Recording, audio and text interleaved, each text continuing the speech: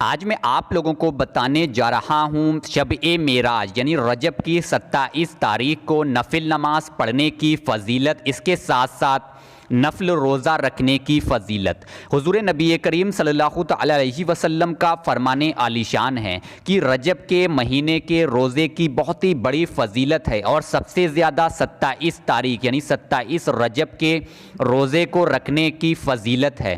जो शख्स 27 रजब को रोज़ा रखेगा वो अज़ाबे कब्र और दोज़ख की आग से महफूज रहेगा। तो आप लोगों को चाहिए कि आप लोग 27 रजब का रोज़ा ज़रूर रखें।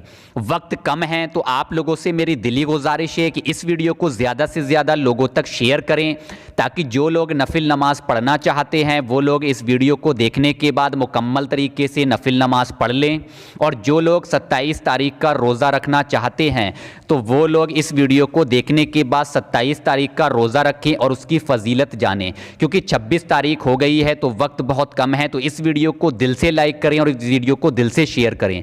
अब आप लोग ध्यान से सुने।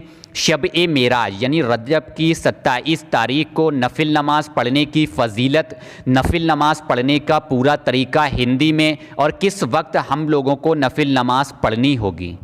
रजब के महीने की 27 तारीख को शब-ए-मेराज के दिन आप लोग 12 रकत नफिल नमाज 3 सलाम के साथ पढ़ें। यानी कि आप लोगों को 4 रकत नफिल नमाज कर के अदा करने होंगे। यानी सबसे पहले आप लोग 4 रकत नफिल नमाज की नियत करें। जिस तरह से हम लोग हर नमाज की नियत करते हैं इसी तरह से हम लोग 4 रकत नफिल नमाज की नियत करें। 4 रकत नफिल नमाज की नियत करने के बाद पहली रकत में आप लोग सबसे पहले सना पढ़ें यानी सुबहाना पढ़ें। सना पढ़ने के बाद आप लोग 1 मरतबा सूरह फातिहा पढ़ें। 1 मरतबा सूरह फातिहा पढ़ने के बाद आप लोग 3 मरतबा सूरह कद्र पढ़ें। 3 मरतबा सूरह कद्र पढ़ने के बाद रुकू सुजूद करें। ठीक इसी तरह से आप लोग दूसरी रकत नफिल नमाज अदा करें। यानी कि आप लोग दूसरी रकत नफिल नमाज में सूरह फातिहा के बाद 3 मरतबा सूरह कद्र पढ़ें। इसी तरह से आप लोग तीसरी रकत नफिल नमाज में भी सूरह फातिहा के बाद 3 मरतबा सूरह कद्र पढ़ें। इसी तरह से आप लोग चौथी रकत नफिल नमाज में भी सूरह फातिहा के बाद सूरह कद्र पढ़ें। मकसद ये है कि पहली 4 रकत नफिल नमाज में आप लोगों को सूरह फातिहा के बाद 3 मरतबा सूरह कद्र पढ़नी है।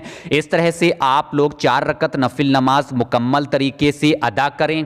मुकम्मल तरीके से नफिल नमाज अदा करने के बाद वहीं जानामाज पे बैठ जाएं, और जानामाज पे बैठने के बाद इस कलाम को, इस आयत करीमा को आप लोग 70 मरतबा पढ़ें। बिस्मिल्लाहिर्रहमानिर्रहीम। ला इलाहा इल्लल्लाहुल मालिकुल हक्कुल मुबीन, ला इलाहा इल्लल्लाहुल मालिकुल हक्कुल मुबीन। इस तरह से आप लोग इस कलाम को 70 मरतबा पढ़ें। उसके बाद आप लोग अगली 4 रकत नफिल नमाज के लिए फिर से खड़े हों। 4 रकत नफिल नमाज की नियत करें। नियत करने के बाद आप लोग सना पढ़ें। यानी पहली रकत में नियत करने के बाद हम लोग सना यानी सुबहाना पढ़ते हैं। सुबहाना पढ़ने के बाद आप लोग हर रकत नफिल नमाज में सूरह फातिहा के बाद 3 मरतबा सूरह नस्र पढ़ें। यानी कि चारों रकत नफिल नमाज में आप लोगों को सूरह फातिहा के बाद 3 मरतबा सूरह नस्र पढ़नी है। सूरह नस्र पढ़ने के बाद आप लोग मुकम्मल तरीके से 4 रकत नफिल नमाज अदा करें। उसके बाद वहीं जानामाज पे बैठने के बाद आप लोग फिर से 70 मरतबा वही कलाम पढ़ें जो मैंने पहली 4 रकत नफिल नमाज के बाद बताया। ये तो हो गई हमारी 8 रकत नफिल नमाज। अब जो आखिरी 4 रकत नफिल नमाज आप लोगों की बची, तो आप लोग सबसे पहले नियत करें 4 रकत नफिल नमाज की। जिस तरह से हम लोग हर नमाज की नियत करते हैं ठीक इसी तरह से आप लोग नफिल नमाज की नियत करें। नियत करने के बाद आप लोगों को चारों रकत नफिल नमाज में सूरह फातिहा के बाद 3 मरतबा सूरह इखलास पढ़नी है। यानी कि आप लोग पहली रकत में जब नियत करेंगे तो सना पढ़ेंगे यानी सुबहाना पढ़ेंगे, और उसके बाद आप लोग हर रकत में सूरह फातिहा के बाद 3 मरतबा सूरह इखलास पढ़ें।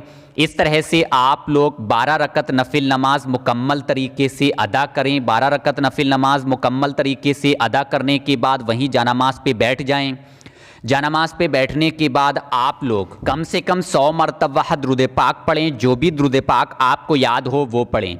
दुरूद पाक पढ़ने के बाद आप लोग अल्लाह तबारक ताला की बारगाह में दोनों हाथ उठाकर रो रो कर आजिज़ी होकर इनकिसारी के साथ दुआ करें। इंशा अल्लाह ताला शब-ए मेराज के दिन आप लोग 12 रकत नफिल नमाज मुकम्मल तरीके से अदा करने के बाद अल्लाह तबारक ताला की बारगाह में जो भी जायज़ दुआ करोगे इंशा अल्लाह ताला आप लोगों की हर एक जायज़ दुआ कबूल होगी। जिस भी जायज़ मकसद के लिए नफिल नमाज पढ़ोगे इंशा अल्लाह ताला आप लोगों का वो जायज़ मकसद पूरा होगा। इसके साथ साथ आप लोग 27 रजब का रोज़ा ज़रूर रखें, क्योंकि हुज़ूर नबी करीम सल्लल्लाहु तआला अलैहि वसल्लम का फरमाने आलीशान है, जो शख्स 27 रजब का रोज़ा रखेगा तो वो शख्स अज़ाब कब्र से महफूज रहेगा, दोज़ख की आग से महफूज रहेगा। तो आप लोगों को चाहिए कि आप लोग 27 रजब का रोज़ा ज़रूर रखें। रजब के महीने में एक रोज़े का सवाब हज़ारों नफली रोज़ों के बराबर है। और इसके साथ साथ इस वीडियो के आखिर में मेरी आप लोगों से ये गुजारिश रहेगी कि आप लोग नफिल नमाज मुकम्मल तरीके से ख़ुद भी अदा करें, रोज़ा ख़ुद भी रखें और इस वीडियो को ज़्यादा से ज़्यादा लोगों तक शेयर करें, ताकि जिन लोगों को रोज़े की फ़जीलत नहीं पता है और जो लोग नहीं जानते हैं कि रोज़ा किस दिन रखना है, तो वो लोग इस वीडियो को देखने के बाद रोज़ा रख सकें और नफिल नमाज पढ़ सकें। तो इसका आप लोगों को बहुत ही बड़ा अज्र मिलेगा और बहुत ही बड़ा सवाब है। इंशाअल्लाह ताला कल मैं आप लोगों को बताऊंगा शब-ए मेराज यानी रजब की 27 तारीख का एक बहुत ही कामयाब और मुजर्रब अमल। जब तक के लिए मुझे दुआओं में याद रखिएगा। दुआओं की गुजारिश। मैं हूँ शाहबाज हुसैन। अल्लाह हाफिज़। शब खैर।